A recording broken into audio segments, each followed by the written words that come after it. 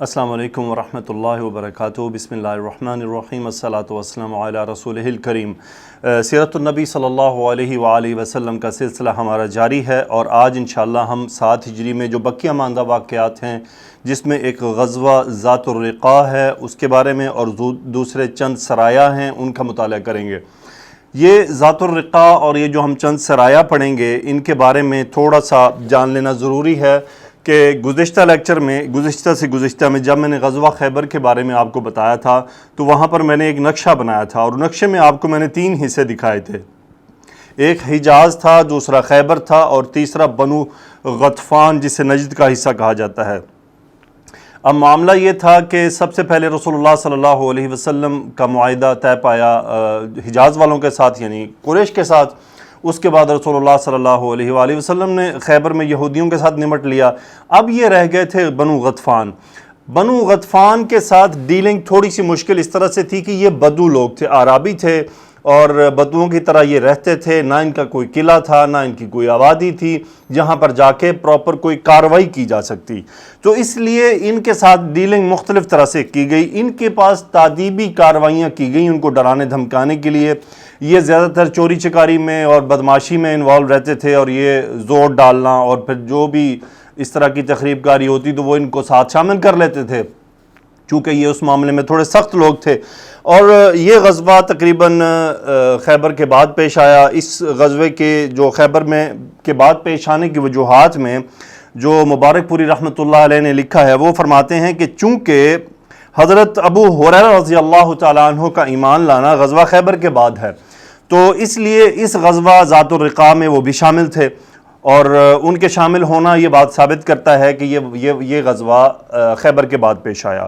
چلیے اس غزوہ کے بارے میں ہم جانتے ہیں۔ اس میں ابو موسیٰ اشعری رضی اللہ تعالیٰ عنہ بھی شامل تھے اس میں، اور ابو ہریرہ رضی اللہ تعالیٰ عنہ بھی۔ ذات الرقا اسے کیوں کہا جاتا ہے؟ رقا کا مطلب ہوتا ہے چیتھڑے، تو چونکہ اس غزوے میں ایک جگہ چیتھڑے باندھنے کا موقع آیا، تو وہ چیتھڑے کیوں باندھے گئے، آئیے پڑھتے ہیں، سنتے ہیں، مطالعہ کرتے ہیں، دیکھتے ہیں کہ وہ چیتھڑے کیوں باندھے گئے۔ اور غور کیجئے گا کہ اسلام کی ترویج میں، اس کی تبلیغ میں، اس کی دعوت میں صحابہ نے رسول اللہ صلی اللہ علیہ وسلم کے ساتھ مل کر کس قدر مشکلات کا سامنا کیا۔ اہل سیر نے اس غزوے کے متعلق جو کچھ ذکر کیا ہے اس کا خلاصہ اس طرح سے ہے کہ نبی کریم صلی اللہ علیہ وسلم نے قبیلہ انمار، بنو غطفان کی 2 شاخیں بنی ثعلبہ اور بنی محارب کے اجتماع کی خبر سن کر مدینہ کا انتظام حضرت ابو ذر یا عثمان بن عفان رضی اللہ عنہما کے حوالے کیا، اور جھٹ 400 یا 700 صحابہ کرام رضوان اللہ علیہم اجمعین کو ساتھ لے کر بلاد نجد کا رخ کیا۔ پھر مدینہ سے 2 دن کے فاصلے پر مقام نخل پہنچ کر بنو غطفان کی ایک جمعیت سے سامنا ہوا، لیکن جنگ نہیں ہوئی۔ البتہ آپ صلی اللہ علیہ وسلم نے اس موقع پر صلاۃ خوف ادا کی۔ صحیح بخاری میں حضرت ابو موسیٰ اشعری رضی اللہ تعالیٰ عنہ سے مروی ہے کہ ہم لوگ رسول اللہ صلی اللہ علیہ وسلم کے ہمراہ نکلے۔ ہم 6 آدمی تھے، اور ایک ہی اونٹ تھا جس پر باری باری سوار ہوتے تھے۔ اس سے ہمارے قدم چھلنی ہو گئے، میرے بھی دونوں پاؤں زخمی ہو گئے اور ناخن جھڑ گیا، چنانچہ ہم لوگ اپنے پاؤں میں چیتھڑے لپیٹتے رہے، اس لیے اس کا نام ذات الرقا یعنی چیتھڑوں والا پڑ گیا، کیونکہ ہم نے اس غزوے میں اپنے پاؤں پر چیتھڑے اور پٹیاں باندھ لی اور لپیٹ رکھی تھی۔ تو اندازہ کریں صحابہ کرام اور رسول اللہ صلی اللہ علیہ وسلم کو کس قدر مشکلات کا سامنا کرنا پڑا۔ جابر رضی اللہ تعالیٰ عنہ فرماتے ہیں کہ ہم لوگ ذات الرقا میں نبی صلی اللہ علیہ وسلم کے ہمراہ تھے۔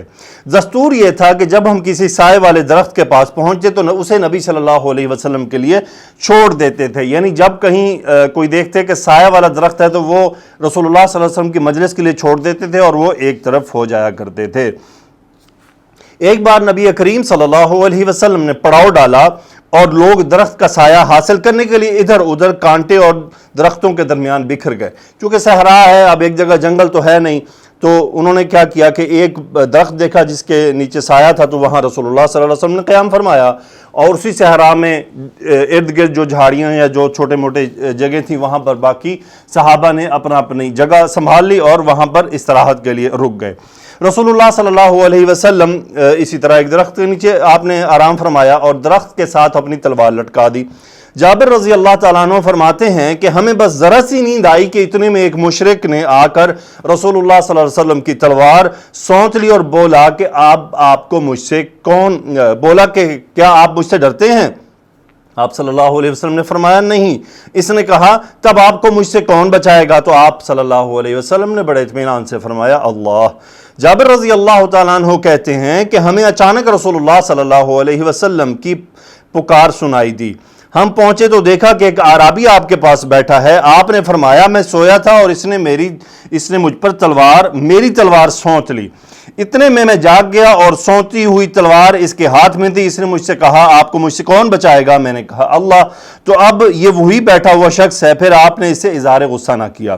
ابو عوانہ رضی اللہ تعالیٰ عنہ کی روایت میں اتنی تفصیل اور ہے کہ جب آپ نے اس کے سوال میں کہا کہ اللہ، تو تلوار اس کے ہاتھ سے گر پڑی۔ پھر وہ تلوار رسول اللہ صلی اللہ علیہ وسلم نے اٹھا لی اور آپ فرمایا اب تمہیں مجھ سے کون بچائے گا؟ اس نے کہا آپ صلی اللہ علیہ وسلم اچھے پکڑنے والے ہوئے، یعنی احسان کیجئے۔ آپ نے فرمایا میں شہادت دیتا ہوں کہ اللہ کے سوا کوئی معبود نہیں اور میں اللہ کا رسول ہوں۔ اس نے کہا میں آپ سے عہد کرتا ہوں کہ آپ سے لڑائی نہیں کروں گا اور نہ آپ سے لڑائی کرنے والوں کا ساتھ دوں گا۔ جابر رضی اللہ تعالیٰ عنہ کا بیان ہے کہ اس کے بعد آپ نے اس کی راہ چھوڑ دی اور اس نے اپنی قوم میں جا کر کہا کہ میں تمہارے یہاں سب سے اچھے انسان کے پاس سے آ رہا ہوں۔ صحیح بخاری میں ایک روایت میں بیان کیا گیا ہے کہ نماز کی اقامت کہی گئی اور آپ نے ایک گروہ کو 2 رکعت نماز پڑھائی، پھر لوگ پیچھے چلے گئے اور آپ صلی اللہ علیہ وسلم نے دوسرے گروہ کو 2 رکعت نماز پڑھائی۔ اس طرح نبی کریم صلی اللہ علیہ وسلم کی 4 رکعت پوری ہوئیں اور صحابہ کی 2 صحیح بخاری کی روایت میں ہے جسے مسدد نے ابو عوانہ رضی اللہ تعالیٰ عنہ سے اور انہوں نے ابو بشر رضی اللہ تعالیٰ عنہ سے روایت کیا ہے۔ بتایا گیا کہ اس آدمی کا نام غورس بن حارث تھا۔ ابن حجر کہتے ہیں کہ واقدی کے نزدیک اس واقعے کی تفصیلات میں یہ بیان کیا گیا ہے کہ اس عرابی کا نام دعسور تھا اور اس نے اسلام قبول کر لیا تھا، لیکن واقدی کے کلام سے بظاہر معلوم ہوتا ہے کہ یہ الگ الگ 2 واقعات ہیں اور 2 الگ الگ غزووں میں پیش آئے، واللہ اعلم بالصواب۔ اس غزوے سے واپسی پر رسول اللہ صلی اللہ علیہ وسلم کے صحابہ نے ایک مشرک عورت کو گرفتار کیا۔ اس پر اس کے شوہر نے نظر مانی کہ وہ اصحاب محمد صلی اللہ علیہ وسلم کے اندر ایک خون بہا کر رہے گا۔ چنانچہ وہ رات کے وقت آیا۔ رسول اللہ صلی اللہ علیہ وسلم نے دشمنوں سے مسلمانوں کی حفاظت کے لیے 2 آدمی یعنی عباد بن بشر اور عمار بن یاسر رضی اللہ عنہما کو پہرے پر معمور کر رکھا تھا۔ جس وقت وہ آیا حضرت عباد رضی اللہ تعالیٰ عنہ کھڑے نماز پڑھ رہے تھے، اس نے اسی حالت میں ان کو تیر مارا۔ انہوں نے نماز توڑے بغیر تیر نکال کر پھینک دیا۔ اس نے دوسرا اور تیسرا تیر مارا لیکن انہوں نے اب نماز نہ توڑی اور سلام پھر کر فارغ ہوئے۔ پھر اپنے ساتھی کو جگایا اور ساتھی نے حالات جان کر کہا سبحان اللہ، آپ نے مجھے جگایا کیوں نہ؟ انہوں نے کہا میں ایک سورت پڑھ رہا تھا اور گوارا نہ کیا کہ اسے درمیان میں چھوڑ دوں۔ تو یہاں سے ہمیں 2 باتوں کا اندازہ ملتا ہے کہ صحابہ نماز کیسی پڑھتے تھے، اور دوسری بات یہ ملتی ہے کہ وہ قرآن پاک کی جو سورت پڑھ رہے تھے انہوں نے اس بات کو پسند نہ کیا کہ اس سورت کو وہ توڑ دیں۔ تو ہمارا رویہ کیا ہوتا ہے کہ جب ہم قرآن پاک کی قرات کر رہے ہوتے ہیں تو اس کے بیچ میں ہم 100 کام کر لیتے ہیں، موبائل کے میسیج بھی چیک کر لیتے ہیں، کسی کی کال آئے تو وہ بھی ہم اٹینڈ کر لیتے ہیں، کسی کو میسیج کر بھی لیتے ہیں، اپنے واٹس ایپ بھی چیک کر لیتے ہیں اور سوشل میڈیا بھی چیک کر لیتے ہیں۔ اور پھر اب اس کے مزید میں کیا کہوں، اب ہم اپنے اعمال کا صحابہ کے اعمال سے کمپیریزن کر لیں کہ وہ قرآن پاک کی قرات کا کتنا ادب کیا کرتے تھے۔ سنگ دل اعراب کو مرعوب اور خوفزدہ کرنے میں اس غزوے کا بڑا اثر ہوا، یعنی اس غزوے نے بہت بڑا اثر چھوڑا ان اعراب کو خوفزدہ کرنے میں، کہ اب وہ کسی کا ساتھ دینے کے لیے، جو پہلے وہ کبھی یہودیوں کا ساتھ دیتے تھے، کبھی قریش کا ساتھ دیتے تھے، تو اب وہ خوفزدہ ہو گئے کہ اب معاملات سخت ہو چکے ہیں۔ اس کے بعد رسول اللہ صلی اللہ علیہ وسلم نے چند سرایا بھیجے۔ سریہ کیا ہوتا ہے؟ جیسا کہ ہم پہلے میں آپ کو بتا چکا ہوں کہ غزوہ وہ ہے جس میں رسول اللہ صلی اللہ علیہ وسلم نے شرکت فرمائی ہو، قتال ہوا یا نہیں ہوا اس کا کوئی اس سے تعلق نہیں۔ غزوہ اسے کہتے ہیں جس میں آپ علیہ السلام خود شریک ہوئے ہوں۔ سریہ اسے کہتے ہیں کہ جس میں آپ نے ایک جماعت کو کسی صحابی کی سربراہی میں مبعوث کیا ہو کسی جنگ کے لیے۔ تو یہ وہ چند سرایا ہیں۔ سریہ قدیہ سفر یا ربیع الاول 7 ہجری میں پیش آیا۔ اس میں جو کمان کر رہے تھے یا جو لیڈر تھے وہ تھے عبداللہ لیثی رضی اللہ تعالی عنہ۔ قبیلہ بنو ملوح کی تعذیب کے لیے روانہ کیا گیا۔ وجہ یہ تھی کہ بنو ملوح نے بشر بن سوید کے رفقا کو قتل کر دیا تھا اور اسی کے انتقام کے لیے اس سریہ کی روانگی عمل میں آئی تھی۔ اس سریہ نے رات کو چھاپا مار کر بہت سے افراد کو قتل کر دیا اور اور ڈھول ڈنگر ہانک لائے۔ پھر ان کا دشمن نے ایک بڑے لشکر کے ساتھ تعاقب کیا، لیکن جب مسلمانوں کے قریب پہنچے تو بارش ہونے لگی اور ایک زبردست سیلاب آ گیا جو فریقین کے درمیان حائل ہو گیا۔ اس طرح مسلمانوں نے بقیہ رستہ بھی سلامتی کے ساتھ طے کر لیا۔ دوسرا سریہ تربہ شعبان 7 ہجری میں پیش آیا۔ عمر بن خطاب رضی اللہ تعالیٰ عنہ قیادت کر رہے تھے، 30 آدمی آپ کے ساتھ تھے، رات کو سفر کرتے، دن میں روپوش رہتے، لیکن بنو حوازن کو پتہ چل گیا تو وہ نکل کھڑے ہوئے، اور عمر رضی اللہ تعالیٰ عنہ جب اس علاقہ میں پہنچے تو وہاں کوئی بھی موجود نہیں تھا اور وہ واپس پلٹ آئے۔ سریہ اطراف فدق یعنی فدق کے ارد گرد بھیجا گیا سریہ۔ یہ سریہ حضرت بشیر بن سعد انصاری رضی اللہ تعالیٰ عنہ کی سربراہی میں 30 آدمیوں کے ساتھ بھیجا گیا۔ حضرت بشیر رضی اللہ تعالیٰ عنہ نے ان کے علاقے میں پہنچ کر بھیڑ بکریاں اور چوپائے ہانک لیے اور واپس ہو گئے۔ رات میں دشمن نے حملہ کر دیا، مسلمانوں نے جم کر تیر اندازی کی، لیکن ان کے تیر ختم ہو گئے اور اس وجہ سے ان کے جو 30 ساتھی تھے وہ شہید ہو گئے، اور بشیر رضی اللہ تعالیٰ عنہ زخمی ہوئے، لیکن ان کے زخم جو ہے وہ بعد میں مندمل ہو گئے اور پھر وہ مدینہ واپس آ گئے کچھ وقت کے بعد۔ سریہ میفا یہ رمضان 7 ہجری میں پیش آیا۔ عبداللہ لیثی رضی اللہ تعالیٰ عنہ کی قیادت میں بھیجا گیا بنو اوال اور بنو عبد بن سالبہ کی تعذیب کے لیے، اور کہا جاتا ہے کہ قبیلہ جوہینہ کی شاخ حرقات کی تعذیب کے لیے بھی اسے روانہ کیا گیا۔ مسلمانوں کی تعداد 130 تھی۔ انہوں نے دشمن پر اجتماعی حملہ کیا، جس نے بھی سر اٹھایا اسے قتل کر دیا اور چوپائے اور بھیڑ بکریاں ہانک لائے۔ اسی سریہ میں حضرت اسامہ بن زید رضی اللہ تعالیٰ عنہ نے نہیک بن مرداس کو لا الہ الا اللہ کہنے کے باوجود قتل کر دیا تھا، اور اس پر نبی کریم صلی اللہ علیہ وسلم نے بطور عتاب فرمایا تھا کہ تم نے اس کا دل چیر کر کیوں نہ معلوم کر لیا کہ وہ سچا تھا یا جھوٹا۔ یعنی صحابی نے ایکچولی انہیں قتل کر دیا کہ انہوں نے اس آدمی نے خوف سے لا الہ الا اللہ کہہ دیا، تو انہوں نے اس کو دلیل کے طور پر پیش کیا کہ چونکہ اس نے یہ خوف کی وجہ سے کہا تھا اس لیے انہوں نے اسے قتل کر دیا۔ تو رسول اللہ صلی اللہ علیہ وسلم نے فرمایا کہ تم نے اس کا دل چیر کر کیوں نہ دیکھ لیا۔ لیکن یہاں پہ ایک بات یاد رہے، ہمارے بہت سے ساتھی جب کسی اسلامی شریعت کے خلاف معاملات کرنے والوں کو کافر کہا جاتا ہے تو ہمارے بہت سے ساتھی یہ والی روایت پیش کر دیتے ہیں کہ جی دیکھیں رسول اللہ صلی اللہ علیہ وسلم نے کیا فرمایا، آپ اس آدمی کے دل میں گھس گئے ہیں۔ جو آدمی ابو بکر صدیق رضی اللہ تعالیٰ عنہ کو کافر بولے اس کا اسلام سے کیا تعلق؟ جو آدمی سیدہ عائشہ رضی اللہ تعالیٰ عنہ کو نعوذ باللہ کافرہ بولے اس کے ساتھ اس کا اسلام سے کیا تعلق؟ جو آدمی سیدنا عثمان بن عفان، عمر بن خطاب، امیر معاویہ رضی اللہ تعالیٰ عنہما، ابو سفیان رضی اللہ تعالیٰ عنہ، ان اصحاب کو بولے کافر، اس کا اسلام سے کوئی لینا دینا بچ جاتا ہے؟ وہ چاہے 100 بار لا الہ الا اللہ کہے، وہ چاہے سارا دن ہی کہتا رہے، جب اس کا عمل لا الہ الا اللہ کے خلاف ہے، اس کا عمل شرک پر ہے، تو اسے تو مسلمان نہیں تصور کیا جائے گا۔ دیکھیں ایک ہوتا ہے گناہ گار، گناہوں سے انسان اسلام سے خارج نہیں ہوتا، لیکن اسلام کی جو بنیادی تعلیمات سے جب ٹکراتا ہے تو پھر وہ کافر ہوتا ہے۔ رسول اللہ صلی اللہ علیہ وسلم نے عام مسلمان کے بارے میں فرمایا کہ جس نے کسی ایک مسلمان کو کہا کافر تو کہنے والا کافر۔ تو اب جو صحابہ کو کافر بولے گا، یعنی یہ تو ایک عام انسان کے بارے میں آپ نے فرمایا نا کہ اگر تم کسی ایک عام مسلمان کو کہو کافر تو کہنے والا کافر جس نے کہا ہے، تو جو صحابہ کو کافر بولے اس کے کفر میں کوئی شک رہ جائے گا؟ اس کے کفر میں کوئی شک نہیں رہ جائے گا، اور وہ کفر کے اس راستے پر چل پڑا ہے اس میں ہدایت کی امکان بھی بہت کم ہے کہ افواج محمد صلی اللہ علیہ وآلہ وسلم کو کوئی کہہ دے کافر تو وہ یہ سمجھتا ہے کہ وہ مسلمان ہے، یا سننے والے یہ سمجھتے ہیں کہ وہ مسلمان بچ گیا ہے، تو پھر یہ ایک شیطان کا مزین کیا ہوا معاملہ ہے اور کچھ بھی نہیں ہے۔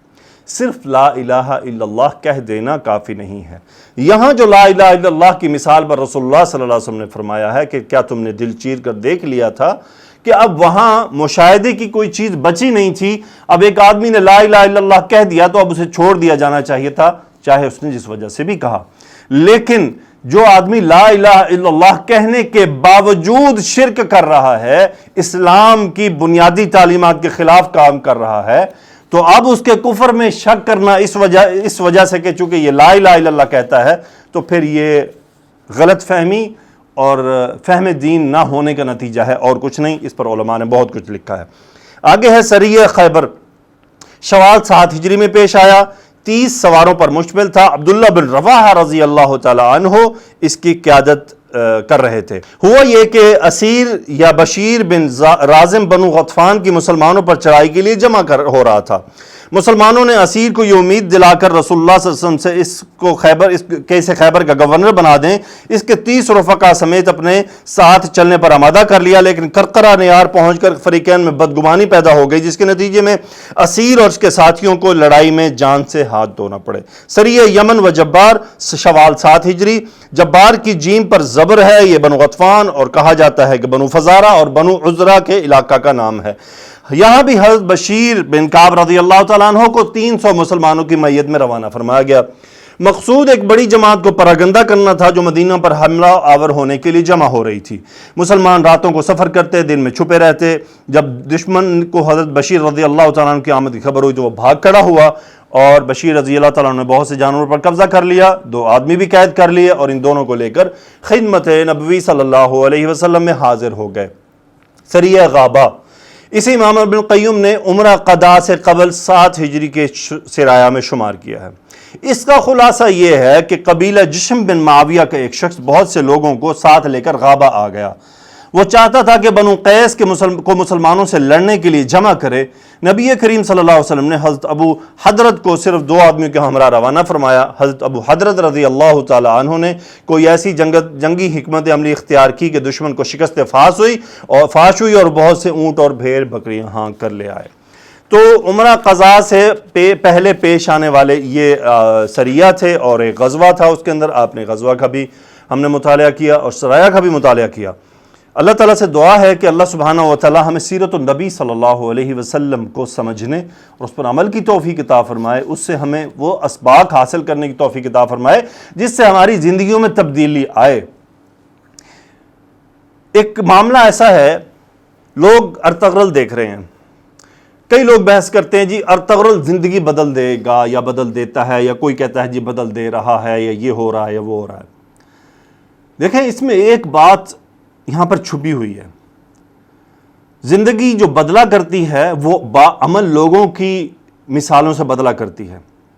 بے عمل لوگوں کو دیکھ کر انسانوں کی زندگیاں نہیں بدلتی۔ آپ اس پوری ڈرامہ سیریل کے جو کردار ہیں ان کی ذاتی زندگی کا اور اس ڈرامے نے ان کی اپنی زندگی پہ تو فرق نہیں ڈالا، تو وہ ہماری زندگی پہ کیا فرق ڈالے گا؟ اس کا ہماری زندگی سے کیا تعلق بنے گا؟ ہاں، وقتی طور پہ آپ اس میں کھو جائیں گے، چونکہ اس میں انہوں نے سسپینس اتنا کریٹ کیا ہے کہ آپ اس کے ساتھ جڑ جاتے ہیں۔ لوگ اس کے ساتھ کہتے ہیں جی ہم اسلام کی وجہ سے جڑے ہوئے ہیں۔ میرا یہ ذاتی مشاہدہ ہے کہ اسلام کی وجہ سے نہیں جڑے ہوئے ہیں، اس ڈرامے کی جو پکچرائزیشن ہے، اس میں جو کرداروں نے جو کردار نبھائے ہیں، جو اس میں ایکٹنگ کی ہے، جو اس کے اندر انہوں نے مناظر دکھائے ہیں، جس طرح سے دکھایا گیا ہے، لوگ ایکچولی اس کے دیوانے ہیں اور کچھ عرصے کے لیے اس کے سحر میں مبتلا ہو جاتے ہیں، اور جو ہی وہ ختم ہوتا ہے تو پھر اس کے سحر سے آہستہ آہستہ نکلنا شروع ہو جاتے ہیں۔ بہت بڑا فرق ہے۔ اگر ارطغرل کے کردار نبھانے والے جو ایکٹرز تھے ان کی اپنی زندگی پر اس ڈرامے کا اثر ہوتا تو پھر ہم مانتے کہ واقعی یہ ڈرامہ بہت پر اثر ہے۔ یعنی بنانے والوں کی خود کی زندگیاں نہیں بدلیں تو دیکھنے والوں کی زندگیاں کیسے بدلیں گی؟ زندگی جن کی بدلا کرتی ہے، جن لوگوں کو دیکھ کر وہ لوگ خود باعمل ہوتے ہیں۔ دیکھیں، ہمیشہ باعمل انسان کو دیکھ کے انسان کی زندگی بدلتی ہے، بے عمل کو دیکھ کے نہیں بدلا کرتی۔ میں نے ایک دوست سے بحث کی اس بات پہ، اور میں نے اسے کہا کہ ہماری زندگیاں رسول اللہ صلی اللہ علیہ وسلم کی سیرت سن کر نہ بدلیں، صحابہ کے درد اور دکھ بھرے کہانیاں واقعات سن کر نہ بدلے۔ ایک ارطغرل دیکھ کر ہماری زندگیاں بدل جائیں گی؟ کیا ارطغرل نعوذ باللہ ثم نعوذ باللہ اس کا کردار ان سے بڑھ کر ہے؟ کیا اس نے جو کچھ کیا وہ ان صحابہ سے بڑھ کر تھا؟ نہیں، بالکل بھی نہیں تھا، عشیر بھی نہیں تھا۔ لیکن بات یہ ہے کہ ہم لوگ صرف متاثر ہونا جانتے ہیں، ہم اس کی حقیقت میں نہیں پڑتے۔ یہ شیطان مزین کرتا ہے، نئے نئے راستے دکھاتا ہے، یہ راستہ دیکھ لو، یہ راستہ دیکھ لو۔ رسول اللہ صلی اللہ علیہ وسلم کی سیرت ہمیں علماء سناتے سناتے سناتے قبروں میں چلے گئے، بزرگان دین قبروں میں جا پہنچے، ہماری زندگیاں نہیں بدلتی۔ لیکن ایک بات یاد رہے کہ جس کی زندگی سیرت النبی صلی اللہ علیہ وسلم سے بدلی ہے جس کی زندگی صحابہ کی سیرت سے بدلی ہے، پھر وہ پکی بدلی ہے، پھر وہ ایسی بدلی ہے کہ اس میں پلٹنے کی بات نہیں ہے، پھر وہ ایسی بدلی ہے کہ اس نے راہ چن لی ہے، پھر وہ آدمی راہ چن لیتا ہے کہ ہاں یہ میری راہ ہے۔ ڈرامے کب زندگیاں بدلا کرتے ہیں، ڈراموں سے کہاں زندگی میں بدلاؤ آتا ہے۔ اللہ سے دعا ہے کہ اللہ سبحانہ و تعالی ہمیں شیطان اور دجال کے ان فتنوں سے بچائے۔ سبحانک اللہم و بحمدک، اشہد ان لا الہ الا انت، استغفرک و اتوب الیک۔ اللہم صلی علی سیدنا و مولانا محمد وعلی آلہ و اصحابہ وبارک وسلم تسلیما کثیرا، آمین یا رب العالمین۔